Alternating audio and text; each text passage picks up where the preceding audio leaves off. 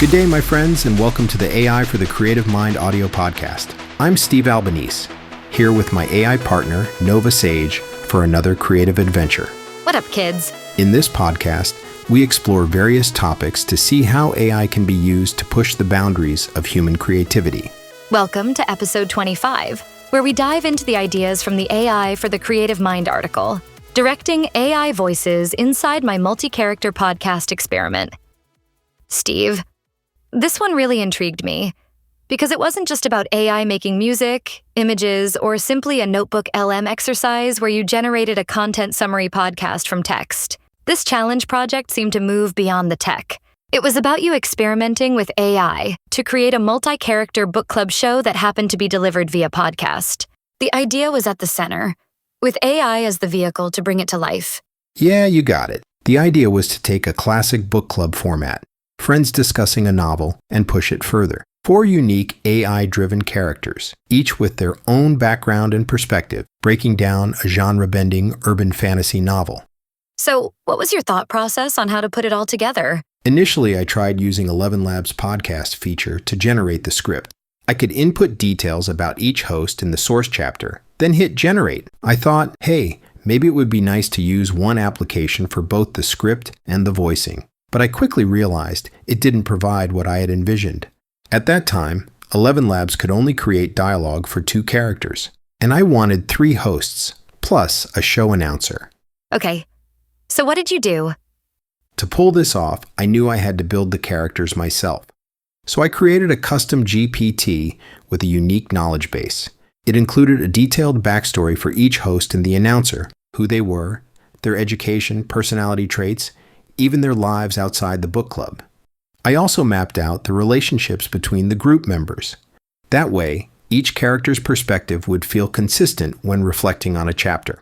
On top of that, I defined the overall structure of the podcast episode and included chapter summaries so the characters could quickly reference earlier moments in the book if needed. That's brilliant. Almost like you were writing a cast of characters for a novel itself, then letting them take on a life of their own. Exactly. Once I had the cast, the next challenge was finding the right voices. Not all ElevenLabs voices are equal. Some sound crisp and polished, others less so. So I tested, swapped, and refined until I had a mix that felt believable. So you've created these 4 book clubsters characters: Winston, Lilith, Marcus, and Nolan. Who are they exactly? Give us a taste. Well, rather than me describe them, why don't we let them introduce themselves? Take it away, Winston. Certainly. Pleasure to meet you, Miss Sage. I'm Winston Wadsworth, Oxford-trained, myth-soaked intellectual, handsome, modest, and perpetually caffeinated. My specialty? Picking apart gods, monsters, and the psyches of poor mortals who dare to dream too big. Think of me as your slightly sarcastic guide through the labyrinth. I'll point out the Minotaur, then quote Jung about why you're secretly in love with it. Now then, enough of me. Lilith, do enlighten us with your softer, wiser touch. Hello, Nova.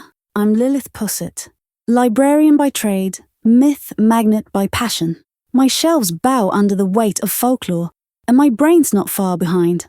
I'm here to remind everyone that stories aren't just dusty relics. They're alive, breathing, shaping us. Also, someone's got to keep Winston's ego in check, and I'm perfectly happy to volunteer. Well aimed, Lilith. Yes, balance must be maintained. Which brings us to Marcus, ever our anchor to the modern age. Marcus, tell Ms. Sage what role you play. Hey Nova, Marcus Gates here. I'm basically the nerdy glue holding these myth heads together. Comics, fantasy series, video games, that's my playground. When Winston drops some Greek tragedy bomb and Lilith layers in obscure Babylonian rituals, I'm the guy connecting it to Spider-Man or Final Fantasy. I'm practical, but I've also got an eye for the weird patterns most people miss. And yes, I probably own way too many action figures. Excellent, Marcus. Grounded, clever, and utterly unashamed of your toy collection. And now, last but never least, the voice that insists on sounding as though he's narrating the end of the world. Nolan, the stage is yours. Ah, at last. Miss Sage, a pleasure. I am Nolan West, the stentorian baritone that once thundered across coliseums of cinema, the voice that rumbled through cathedrals of sound and made mortals weep at the mere words, "in a world." For decades I was the herald of titans, the oracle of blockbusters, the basso profundo of apocalypse and triumph. And yet, how the mighty have rebranded. No longer do I summon galaxies or gods. Instead, I announce chapter breakdowns and podcast outros. A fall from Olympus, perhaps. But make no mistake, I remain ineffably, irrevocably mythic. Yes, I am verbose. Yes, I wield sesquipedalian flourishes like thunderbolts. And yes, I savor every syllabic vibration. Consider me the echo that binds their rambling mythic chatter into something resembling a hint of epic destiny. Thanks, Commander Big Pipes. Where would we be without your Epicurean verbosity recitations? So there you have it, Mr. Producer. Your book clubster's myth-loving cast of character fantasy nerds in all their glory. Alrighty, thanks Winston. You guys never disappoint. Okay, Nova, so there you have it, 4 distinct characters. So what do you think? Wow, Steve. That's quite a lineup. Sounds like a cast from an audio drama rather than a book club. Yep, and that was the point. I didn't want just commentary. I wanted performance. And this is where actor mode came in? Yeah, when a line didn't land, I recorded my own version, performing how I wanted it expressed, then uploaded it to ElevenLabs as driver audio for the AI voice. ElevenLabs then matched my cadence and emotion in the character's voice. It's like directing an actor in real time. That's wild. So you were shaping the emotional nuance, almost like a theater director. Yeah, it helps you direct performance. It turned generic text-to-speech into something with presence and rhythm. It wasn't perfect, but it got it closer to a human performance. So once the voices were locked, what came next? Post-production. ElevenLabs has a built-in editor, but it felt too limited.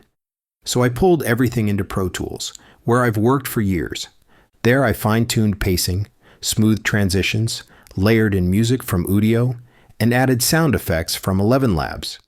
That's where the project really came together. So it's AI voices plus human craftsmanship. The tech gave you the raw material, and your experience shaped it into a finished piece. Exactly. And here's the cool part. When I shared the first episode with the book's author, he was blown away. The AI characters surfaced mythological and symbolic elements even he said most readers miss. Wow, that's amazing. Almost like the AI voices weren't just performing, but analyzing in new ways. That's what surprised me most. The use of the underlying knowledge base of the character's backstory in the custom GPT really seemed to add a whole new dynamic to the podcast conversation. This wasn't push-a-button podcasting. In addition, I had to orchestrate, guide, and edit. In this scenario, the AI tools became collaborators, adding new perspective, not replacing human creativity. That's a powerful shift. And I like how you framed it as a challenge project. It's not about perfection, it's about experimenting and growing. Yeah, if there's one takeaway, it's this. Exploration is key. Don't wait for perfect tools. Jump in, try, fail, adjust. That's how you grow creatively. So you're saying, AI opens doors, but humans still bring the spark. Absolutely. The editing, the nuance, the intention, that's what makes something truly human. AI tools just give us new ways to express it. That's brilliant, Steve. And before we wrap, let's talk about that hands-on part. Of course. So once all the voiceovers were generated, I sat down in Pro Tools to really shape the final edit. Just like in an audiobook or studio session, I moved things around, tweaked phrasing, and sometimes even rewrote lines. It was like having a virtual talkback mic with the AI voices. If something didn't quite land, I'd regenerate it with new direction until it clicked. So it was really a creative process, not just a one-button push. Exactly. And over the course of producing the series, I saw how much it evolved. It shows that AI can be a powerful tool across genres, not just fantasy. I believe you can use it for any genre. And listeners can check out the full journey. right? Absolutely. We've included a link to a sample episode in the show notes, and you can also hear the full arc of how it unfolded on Apple Podcasts, Spotify, or Amazon Music. Just search Book Clubsters, Paternus, Rise of Gods. That's fantastic. It really shows the blend of human creativity and AI as a tool. Yep, this challenge project was pretty exciting and eye-opening for sure. Okay, my friends, if you enjoyed this discussion, please like and subscribe. And then, if you'd be so kind, please share this podcast to anyone you think might appreciate our AI discussions. For additional details and to check out the first episode of this multi-character experiment, and to read the AI for the Creative Mind article on LinkedIn, we'll drop the link in the show notes. Also, if you have questions, suggestions, or personal stories, share them in the comments. Okay, Nova, thanks for another great conversation. That's a wrap for episode 25. Until next time, my friends, onward. Forward. If you enjoyed this episode, please like and subscribe. Thank you.